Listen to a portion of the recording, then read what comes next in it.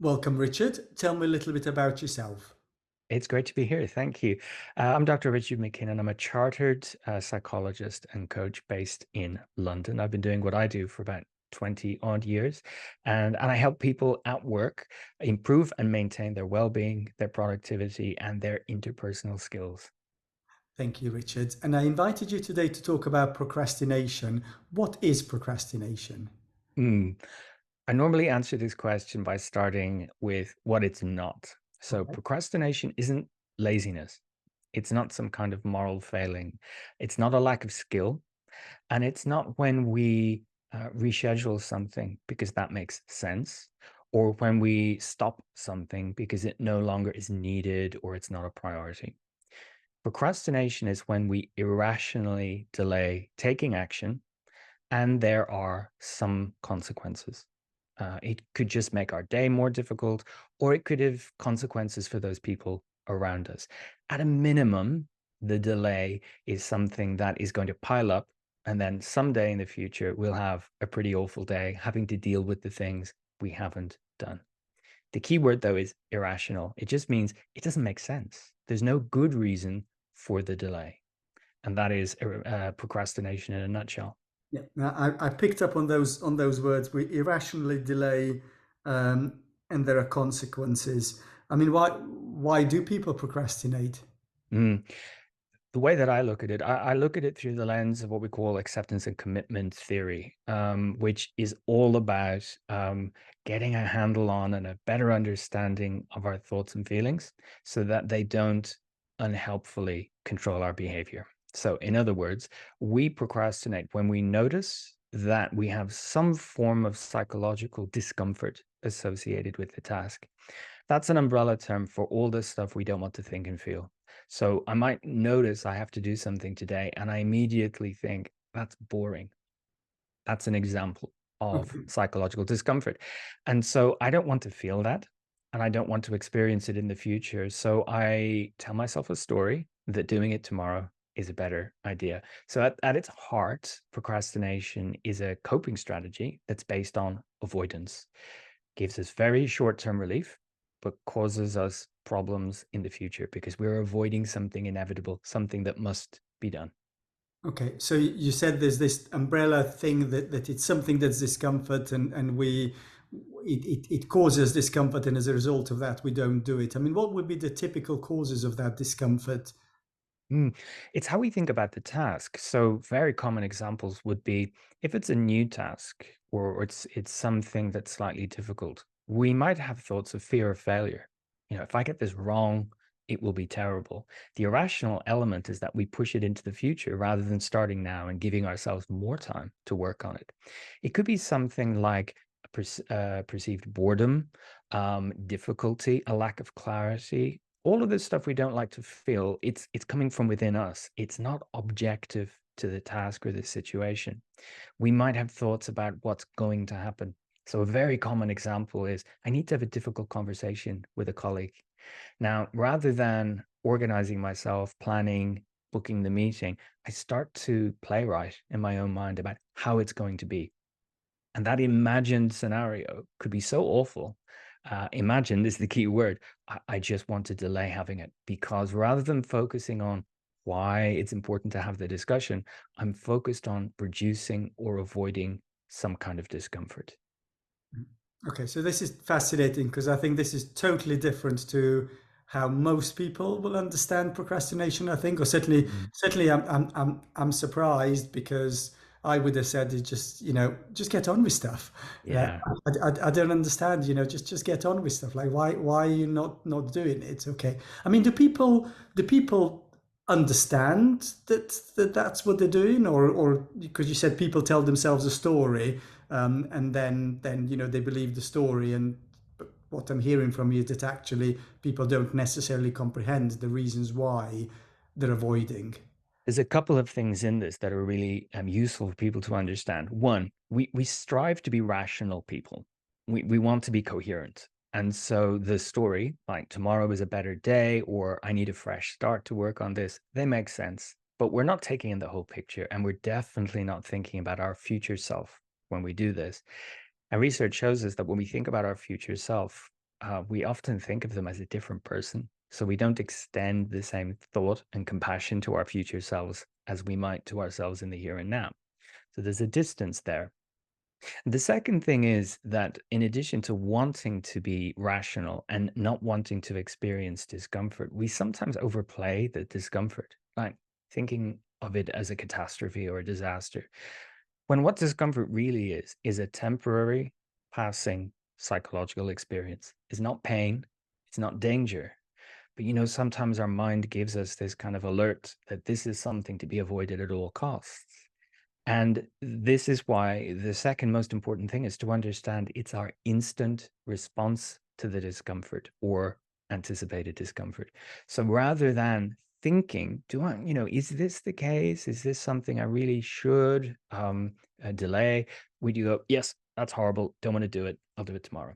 Mhm. So once I explain that with my clients, I mean, this is an evergreen topic in coaching. This comes up so frequently. And there's an element of understanding the mechanism and then an understanding of developing the skills so that you can notice what's going on. Mhm. And instead of the focus being on how can I make this easy? I mean, that's a lot of the intended advice. Just get on, make it easy for yourself, reward yourself, right? Instead of that, it's about understanding what is the discomfort, seeing a different way, noticing what you tend to procrastinate about. We don't procrastinate about everything. There's certain people, contexts, or tasks, or a combination of the three. And to be able to pause so that you don't instantly respond to that discomfort in an unhelpful way, and to learn to persist through it, not avoid it, because definitely it's not sustainable to keep avoiding uncomfortable situations. Mhm.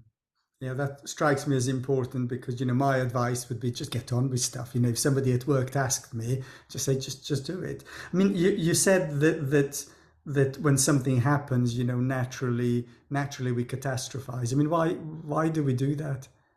So we don't do it for everything, but for people who might be a chronic procrastinator in the sense that this is a big theme in their life and it's causing them problems. Um, Effectively, one way we can describe this from an acceptance and commitment theory perspective, we think of the mind as a thing. You have a mind, and your mind has evolved to keep you safe. So a lot of the time, our mind gives us mental content that does keep us safe, like don't go down that dark alley, envision danger down there. That keeps you safe. But when it says things like, don't have that conversation because that's a disaster, it's overplaying it. So, a really nice image I came across a few years ago was that our mind can sometimes act like a smoke alarm, like the ones we have at home. Your smoke alarm goes off and it makes the same noise, whether it's toast burning in the kitchen or your entire living room is on fire. And once we can start to discriminate between the different kinds of discomfort we're feeling, we're able to say, okay, I don't like it, but it's bearable. It's okay. Rather than that is a seriously dangerous thing that must be avoided. Mhm. That helps us avoid what should be avoided and persist through this stuff that is essentially harmless. It's just not fun. And how do we learn to make that distinction? Hmm. From an acceptance and commitment theory perspective, there's a skill that is teachable, and it's called cognitive diffusion. And all that means is we're learning to think about our own thoughts and to see them as thoughts. What do I mean by that? Well, a lot of the time when we notice our mind is giving us some stuff, we assume it's true and act on it because it must be true. And sometimes that stuff sounds like a demand or a threat or an ultimatum. Sometimes it sounds very logical and compelling, but actually, if we practice diffusion, what we're saying is that's just a thought. I don't necessarily need to do anything with it. Or indeed, I don't need to debate it or wrestle with it or get rid of it. We cannot remove thoughts from our minds. When we practice diffusion, we're able to say, it's a thought. That's it. Now let me focus on what I'm going to do. So instead of clearing the mental decks and trying to treat thoughts as tasks that have a response, we just say, it's what I do that counts. And the thoughts will come and go. And they're far less important than my behavior, my activity. Okay, so focus about what you're going to do rather than the many different thoughts that may come. Some of them nice and some of them causing discomfort. Exactly. You've mentioned acceptance and commitment theory several times, so I feel I ought to ask you, what is it? Can you tell me a little bit more about it? Yeah, some of your listeners may be familiar with ACT, meaning acceptance and commitment therapy, because it has its roots in psychotherapy. It's a sometimes described as a third wave cognitive behavioral approach, and it's been translated for many different contexts. So I and a lot of coaching psychologists will use it in the workplace, but clinical psychologists will use it in therapeutic contexts. At its heart, and it's very evidence based. There's decades of really good research supporting this. Really, really excellent quality data. What it says is that we have the capacity to develop a new relationship with our thoughts and feelings so they don't get in the way. That at our heart sits our values, the kind of person that we would like to be. And if we're able to put those into practice in behavior more often, it's good for us. And that's what the research demonstrates, that values aligned behavior is good for us um, psychologically and physically. We live the life of the person we want to be rather than preventing ourselves from doing helpful things just to avoid a little bit of discomfort. Mhm. Okay. Earlier you mentioned that when we think of ourselves in the future, that there's a bit of a disconnect between me now and me in the future. Can you tell me a little bit more about that? It's really interesting.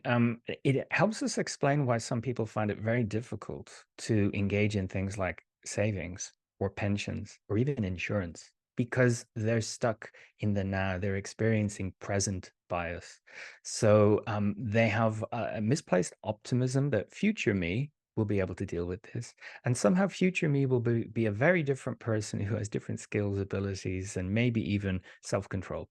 So it's interesting in that this is something that goes through our lifespan. We don't get any better at identifying with our future self. So what we can do instead is create systems. So rather than pushing things into the future, we can put things in the calendar. We can split these activities up into habits that we can start now that will pay off in the future, not because it benefits our future self, but because we can see we're doing something aligned with our values now. So, for example, when someone goes to the gym for one of the first times, they could get frustrated that this is effortful and I'm not benefiting from it. And that's a classical case where someone could give up on something and avoid it in the future. But if the focus is on simply being consistent with a new behavior, it's much more likely to stick. We won't notice the gap between effort and results, and we won't be dependent on some outcome. Our effort won't be associated with future self. It'll be I'm doing what I think is important now for me now, and that's a much more useful way for us to think about things. Mhm. So I like that. So rather than well, you don't necessarily have to worry and live in the future because I know that can be problematic also if all the time you're thinking about what might happen in the future. But the focus is Mm. on what kind of a person you want to be, and as it happens, that aligns with your future anyway. So it's a win-win. That's You what's going to happen. Yeah, yeah. How you behave now over time is going to accumulate into future you, and it's one of the things that's very useful with the ACT framework is an emphasis on the present moment and an awareness of the context you're actually in. So, how would I like to be? How would I like to behave in the context I'm in now? Not an imagined future, not the past, some memories, but who I'm really with now yeah. and what I'm absolutely doing now. This comes back full to our discussion about procrastination because so much of our thinking that's uncomfortable is about past failures or future anxieties. If we can focus on the here and now, and what's required, what's necessary, and not get caught up with that imagined stuff, it's much easier to get these things done. So I'm interested, back to procrastination. Then you said that we worry about the past and we worry about the future, and actually there's a fundamental issue, which is that there's some kind of discomfort that comes up, and that's why people don't do it. Do people know that that's what they're doing? One of the most important things we can do when overcoming our habit of procrastination, because that's all it is to be honest with ourselves. Okay. And with reflection, you can start to notice what it is you're saying to yourself to convince yourself that delay is helpful. One of the tips I give my clients is The excuse, the story you've just noticed, tell that to someone else in your life. Verbalize that and say, I'm thinking of delaying this important task because I believe I'll do it better tomorrow. And if that person really has your interests at heart, they'll probably say, I don't think that's a good idea. But even if there's no one in the room, there's power to verbalizing these thoughts. We can hear them and say, I'm not sure I believe that, actually. Or even writing it down can be a powerful step. It's when we keep it in our minds and we're wrestling with it and we're debating it, it's taking us away from the present moment and we're buying into these stories. Mhm. So honesty is really, really important. And there's something affirming about noticing the stories.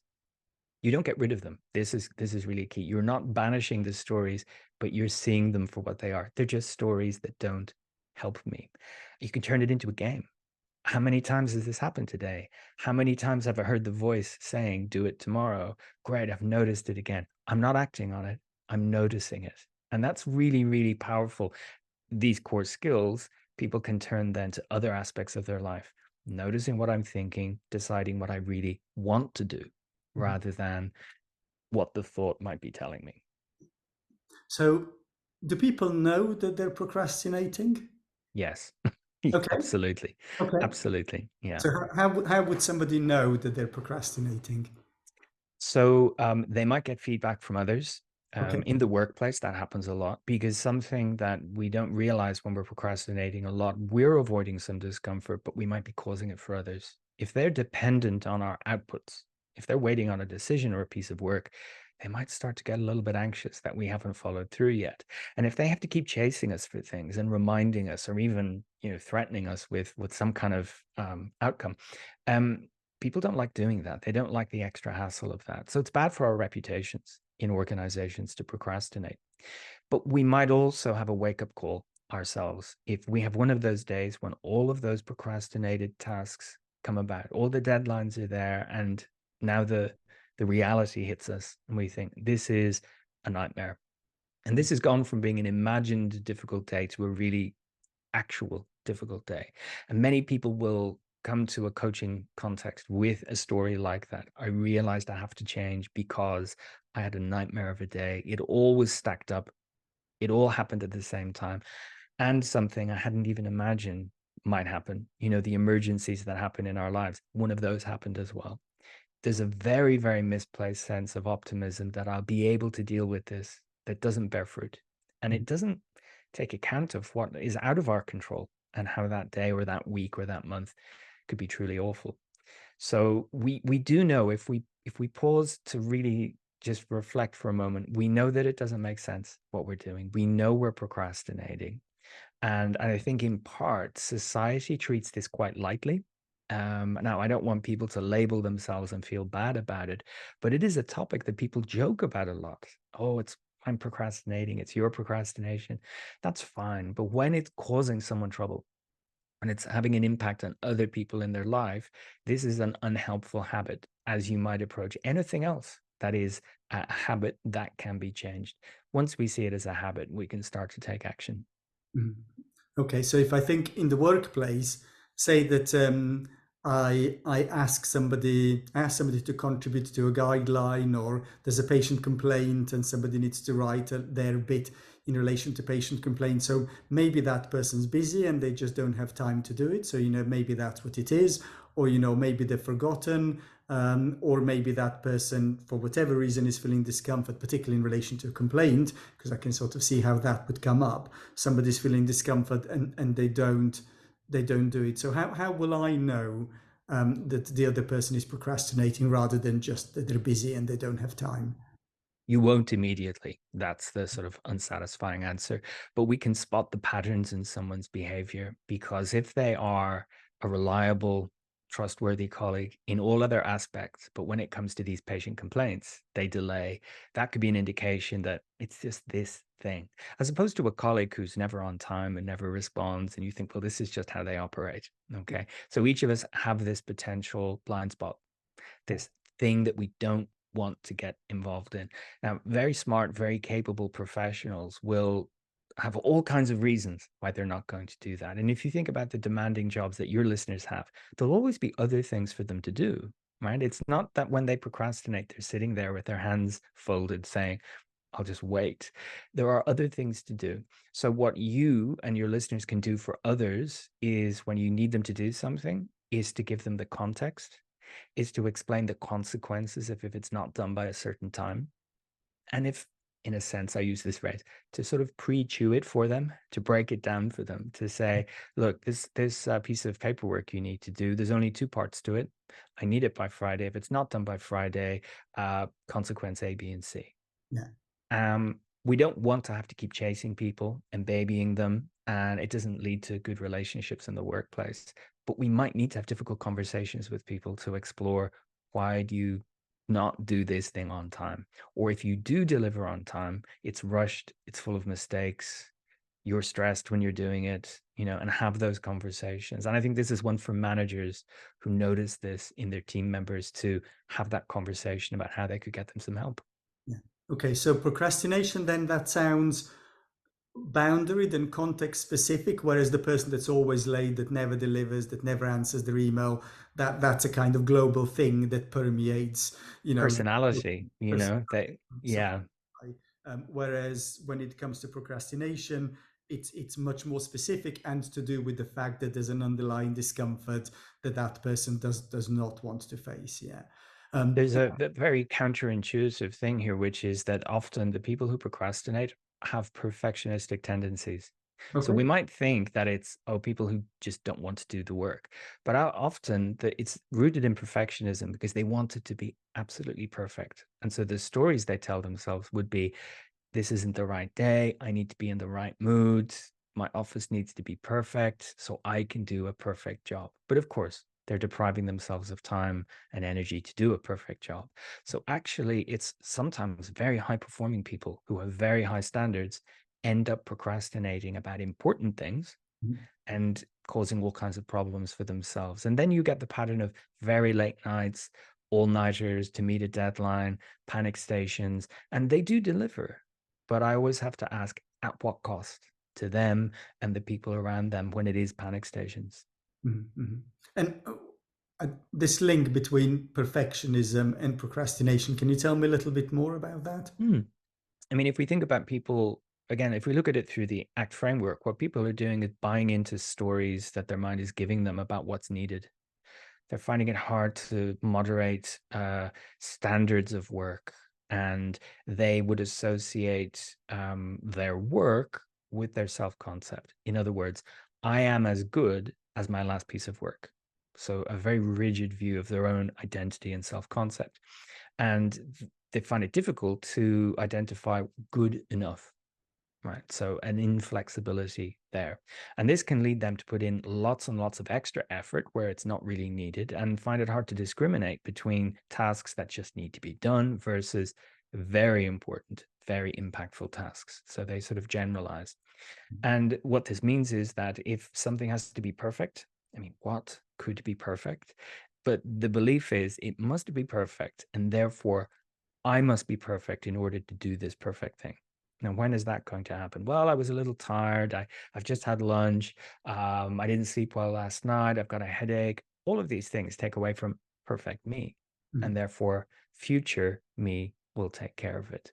It will get done. Someone with perfectionistic tendencies will deliver, but it's just ultimately unsustainable.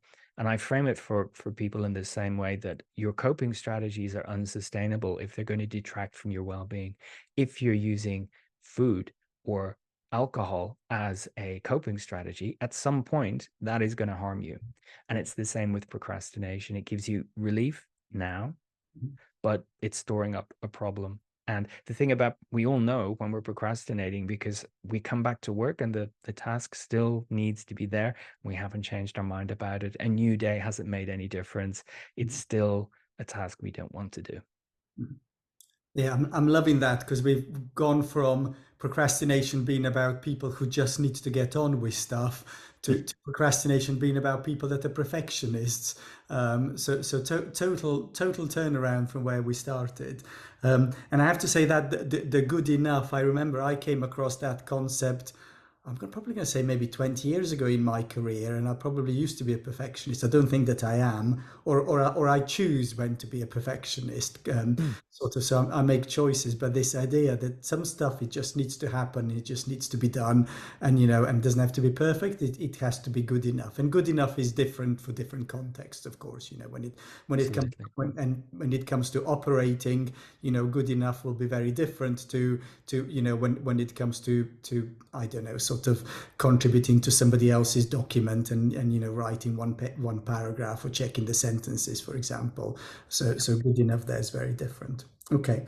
um, let's kind of think practical then. We moved on to some practical strategies then. So I understand procrastination is fundamentally, that there's something that people are feeling discomfort, and as a result of that they tell themselves stories and they find reasons in their mind that at the time make perfect sense, why this task shouldn't be done, but actually to somebody else it would be totally irrational. And people need to be honest with themselves, and they need to recognize that actually, what they're doing is that there's some discomfort to be had for whatever reason, and as a result of that people are avoiding it. But the reality is that the task has to get done at some stage. The longer that you put it off, actually the worse it's going to be in the long term. Is that sort of a fair summary, do you think, of what Absolutely. you... Absolutely. Few things get better the longer we ignore them.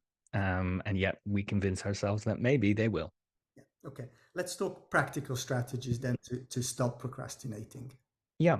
So I, with my clients, use a very simple three-step process this fits on a post-it note. It's that simple. But I talked earlier about the automatic response we have to our discomfort. So actually, the first thing on this three-point list is to pause. When you read an email or you look at a document or someone asks you to do something and you feel that discomfort inside welling up, just stop. If you can insert a pause to your response, you're giving yourself a chance to reappraise the situation, to maybe look at it slightly differently. The next step after pausing is to notice. So, in noticing, what we're doing is inquiring, observing, what's my mind giving me? What thoughts and feelings are popping up now? I think observing is an important word. We're not doing anything to them, we're watching them as if they were actors on a stage. We're just looking at what's playing out in our mind. And we don't interfere with it. We keep our hands on our lap, so to speak, and we name it. This is really important. While we're noticing, one of the things we can do is give a label to what's showing up inside. And the labels don't have to be scientifically accurate, but you might say, they're anxious thoughts, or that's about failure, or that's boredom. I don't want boredom. We're just labeling it. And this is part of the cognitive diffusion skill set. To be able to label a thought means it's a thing now. It's not me, it's a thing I'm experiencing. So the noticing is having a look at what's going on inside. Once we've done that, just for a few moments, we pause, notice, and then we choose. We choose our next action. And that can be as simple as saying, I choose to begin this document. Mhm. I choose to make this phone call, rather than I need to feel good before I can do this thing. I need to feel motivated before I can make a start, or confident, or these are all barriers to actually making a start. Now, you've mentioned just make a start. This is what that boils down to, but we get to it via a psychological route. Now that I've acknowledged what's going on inside, yeah, it's time to make a start.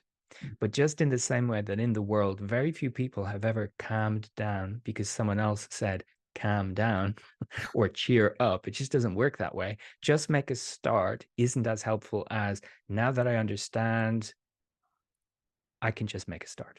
Yeah. Slightly different, right? Yeah. Can I go to the beginning? So the first thing is to pause. So Mm. what will help somebody pause? Depending on the context they're in. So a lot of the clients I work with find themselves, they're knowledge workers at a desk for much of their day. So what I remind them to do is take your hands off the keyboard, sit back in your chair for a moment, Mhm. because what you're tempted to do is quickly do something else. You've got plenty of other tasks to do. You want to move on as soon as you've it could be an email with someone's name. You're just seeing a name and oh, I don't want to look at that. I know what that's about. Just pause. Don't take any action. It in an appropriate way. You don't want to down tools in the middle of something important, but just say, before I act, I'm just going to pause. And actually, if we put our hands down on our lap, if we sit down, we're not going to do anything else. We're just going to enable ourselves to then notice what's going on Mhm. inside. Our attention can be split many, many ways if we're trying to deal with thoughts and emotions and things going on around us and type with the keyboard. We're going to stop some of that and just turn our attention inward. And the pause, to underline, the pause is just a few moments. This isn't going to eat into our time during the day. In fact, it's going to free us up to get more of the important stuff done. Mhm.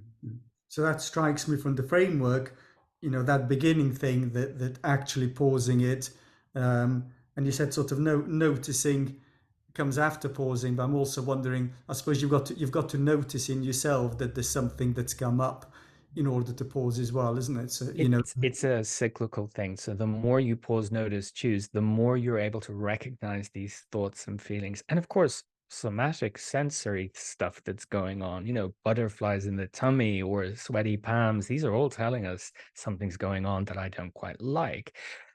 We're also noticing it's happening in this place, or I'm noticing it happens whenever that person asks me, or I mean, the example I share with my clients all the time is it's me and paperwork. Any kind of bureaucracy, I go, oh, God, maybe tomorrow. yeah. I don't delay much in my life, but I do resent bureaucracy. And so when people can start to notice that, oh, hold on, I'm in this situation again, I can do something different this time.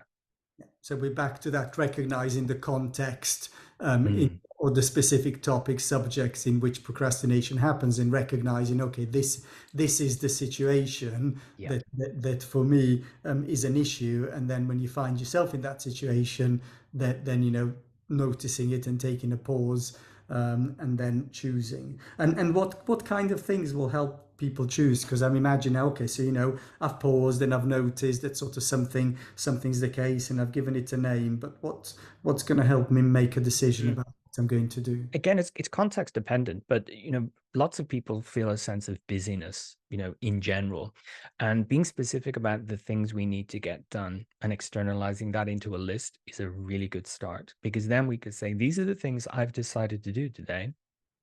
Which one of these am I going to do next? Rather than sit and feel bad about what I'm not doing or busy myself with irrelevant things, I'm going to choose to do this thing.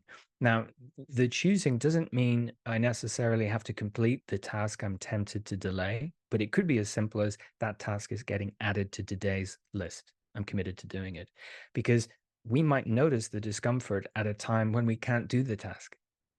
So it's about committing to do it in some way, getting it out of our minds onto a piece of paper or into an app or something like that. But the choosing can be also, I'm going to choose to continue what I was working on when those thoughts interrupted me, because the thing I'm working on is the most useful thing to do in this moment. Again, it's all about the present moment, not the past or the future. So it's going to be very context dependent, but really that's a skill in itself. Being present in the moment you're actually in is these days a bit of a superpower. Yeah. And it enables you to choose with intent what you're going to do. So if I was to really keep it nice and simple, procrastination is giving up control to anticipated awfulness.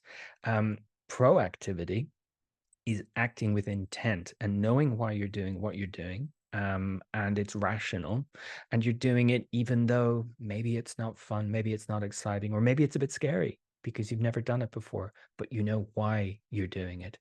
Procrastination, we don't, if we're not honest, we don't know why we're doing it. We're just escaping something. Yeah. Okay. So is that being honest with yourself, and having a sense of why, and the purpose behind what you're doing and the choices that you're making. Yeah. Okay. So I wonder if you could perhaps just tell me what would be your top tips for doctors at work when it comes to procrastination. I think number one is not to imagine that you don't procrastinate. You know, if you're leaving things and you find that you're getting chased by people for things, open your mind to the chance that it is procrastination. You can find it very useful to get accountability from somebody else. If you make a commitment to someone else, you're going to do something by a certain time.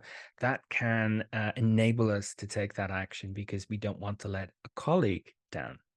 But similarly, to explore and label the stuff that shows up inside about certain activities and acknowledge they're part of my job. They need doing, even though they're not exciting, fulfilling. Maybe they're not what I thought I was going to do when I was training, but they're part of my job now. And every role has bits that aren't particularly nice, but they're necessary and to crack on with them. Wonderful. Thank you very much, Richard.